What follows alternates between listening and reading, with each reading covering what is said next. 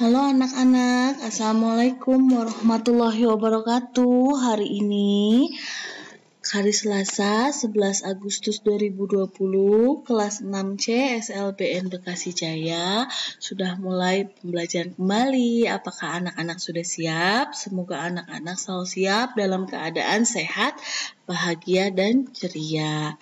Hari ini anak-anak kita akan belajar tentang bumi. Tapi sebelumnya, baiknya sebelum belajar, mari kita mengucapkan bismillah sebagai doa kepada Allah Subhanahu wa Ta'ala karena telah memberikan hidayah, memberikan kesempatan kita untuk belajar. Sama-sama kita ucapkan bismillah ya. Bismillahirrahmanirrahim. Bagi yang agamanya non-muslim, boleh berdoa sesuai keyakinannya masing-masing. Seperti yang tadi Ibu bilang, hari ini kita akan belajar tentang bumi. Apa itu bumi? Bumi itu adalah planet atau tempat yang kita tinggali sekarang. Planet bumi itu terdiri antara daratan dan lautan. Anak-anak sudah pernah lihat gambar bumi atau bentuk bumi yang biasanya ada di dalam globe. Nah, bumi itu sangat luas, sangat indah, bentuknya bulat, dan kalau anak-anak melihat di dalam globe ini, bentuknya bulat, berputar mengikuti rotasinya, mengikuti porosnya. Nah, bumi yang kita tempati itu bentuknya bulat seperti bola. Globe, nah ini globe adalah bentuk tiruan bumi. Warna biru pada globe menggambarkan lautan atau perairan, sedangkan warna coklat, warna hijau itu menggambarkan daratan. Jadi, daratan itu apa?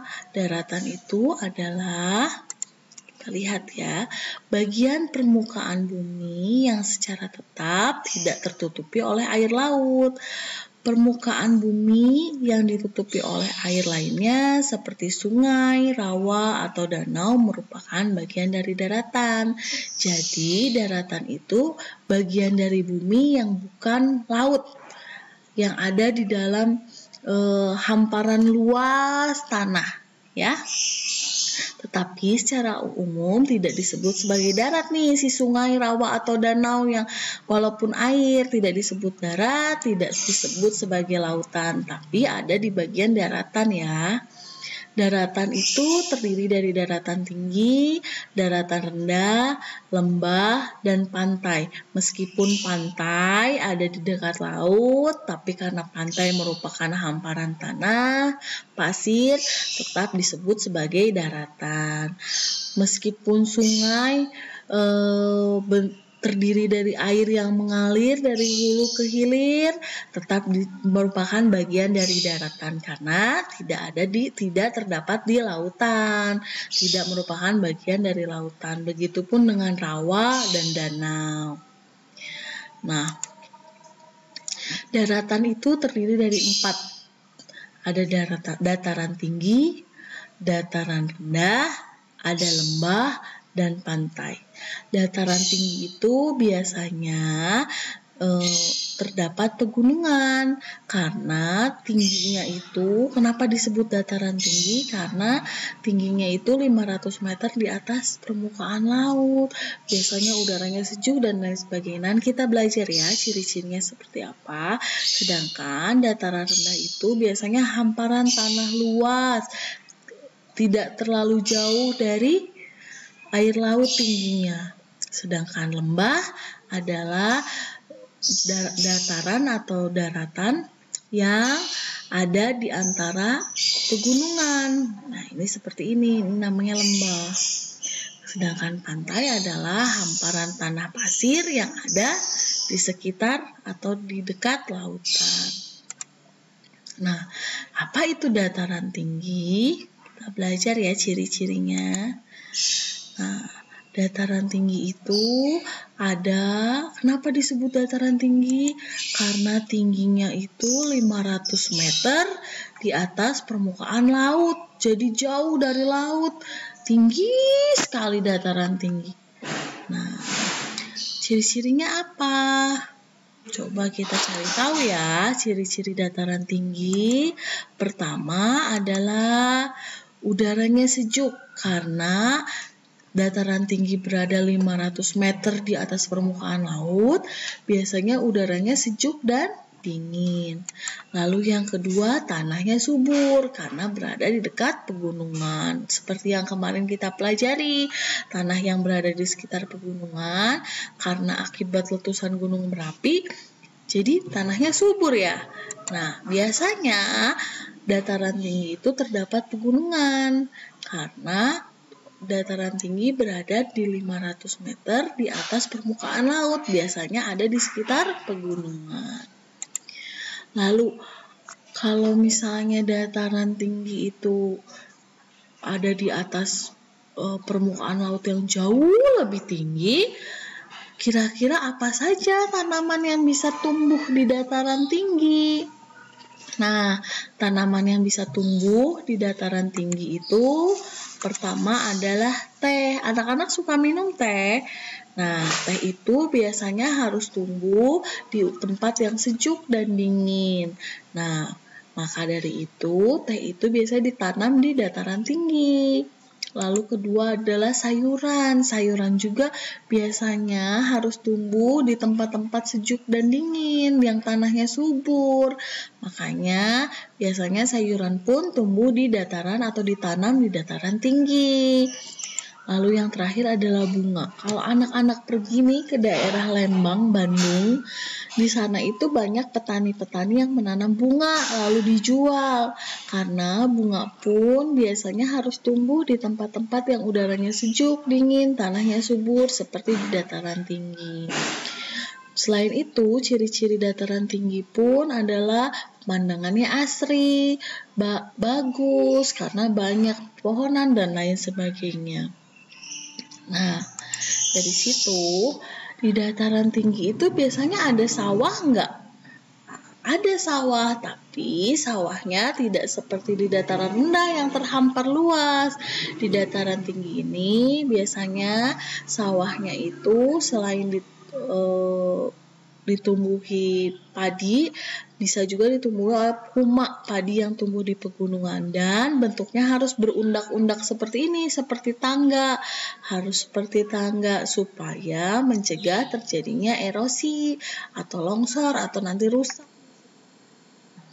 Ya, jadi sebagian besar pekerjaan yang ada di dataran tinggi itu adalah petani. Bisa petani teh, seperti ini nih, petani teh, petani sayuran, petani bunga, atau petani padi yang biasa disebut huma. Nah, seperti ini, asalkan sawahnya bentuknya berundak-undak seperti ini, jadi bisa tumbuh di dataran tinggi. Nah, dari pembelajaran tadi anak-anak bisa tahu ya, dataran tinggi itu cirinya udaranya sejuk, tanahnya subur, terdapat pegunungan, tumbuhan yang bisa ditanam itu teh, sayuran, bunga oleh petani, karena sebagian besar yang hidup, yang bekerja di dataran tinggi itu adalah petani teh, petani sayuran, petani bunga, ataupun padi yang ditanami di sawah yang berundak-undak seperti ini, berundak-undak seperti tangga karena untuk mencegah longsor atau erosi. Nah, dari sekian banyak penjelasan Ibu, anak-anak nanti akan menjawab pertanyaan. Tapi Ibu ulas kembali. Pertama, dataran tinggi itu, kita ulang ya. Dataran tinggi itu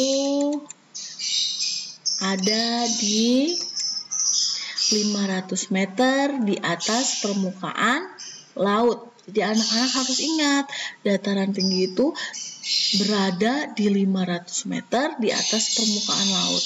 Karena ada di 500 meter di atas permukaan laut, berarti ciri-cirinya pertama adalah udaranya sejuk dan dingin. Lalu tanahnya subur. Kenapa tanahnya subur? Karena biasanya dataran tinggi itu ada di sekitar pegunungan.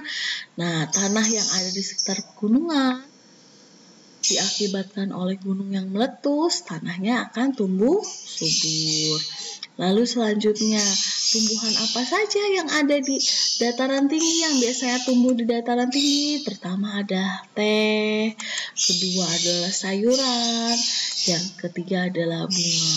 Nah, tumbuhan-tumbuhan ini harus hidup di udara yang sejuk dan dingin, juga di tanah yang subur. Oleh karena itu, mereka ditanam di dataran tinggi.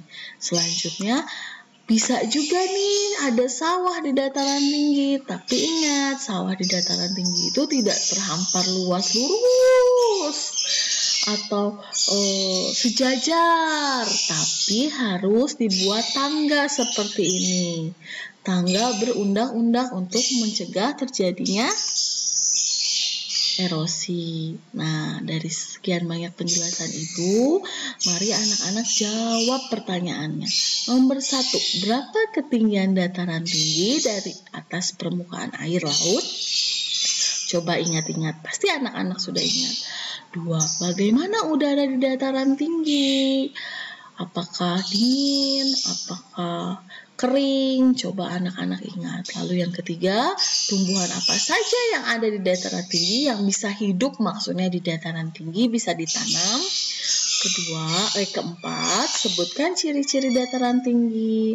Dan terakhir, bagaimana bentuk sawah yang ada di dataran tinggi? Anak-anak coba ingat kembali penjelasan Ibu di video ini. Lalu kalau anak-anak sudah ingat, jawab. Dan jika lupa bisa minta tolong orang tua untuk mengulang lagi video yang Ibu jelaskan ya sayang. Nah, setelah anak-anak menjawab pertanyaan, anak-anak boleh beristirahat dan jawabannya bisa dikirim ke Ibu. Jika ada pertanyaan, anak-anak bisa minta tolong orang tua untuk menelpon atau WA Ibu ya. Tetap semangat belajar di rumah ya. Semoga kita segera bisa bertemu di sekolah, belajar kembali di sekolah. Anak-anak harus selalu berdoa dan selalu semangat untuk tetap belajar giat di rumah. Dan jangan lupa untuk membantu orang tua, membantu ibu, membantu ayah di rumah. Semoga anak-anak menjadi anak yang soleh lah ya. Nah, setelah kita belajar dengan baik, baiknya kita mengucapkan hamdalah, alhamdulillahirabbil alamin. Semoga pelajaran hari ini bisa diterima oleh anak-anak dan anak-anak menjadi anak-anak yang semakin cerdas dan semakin pintar, tak lupa semakin soleh. Tak lupa Ibu mengucapkan maaf jika dalam pembelajaran ini ada salah, dan terima kasih karena dengan giat. Alhamdulillahirabbil alamin. Wassalamualaikum warahmatullahi wabarakatuh. Selamat tutup pembelajaran hari ini. Sampai jumpa besok ya anak-anak. Wassalamualaikum.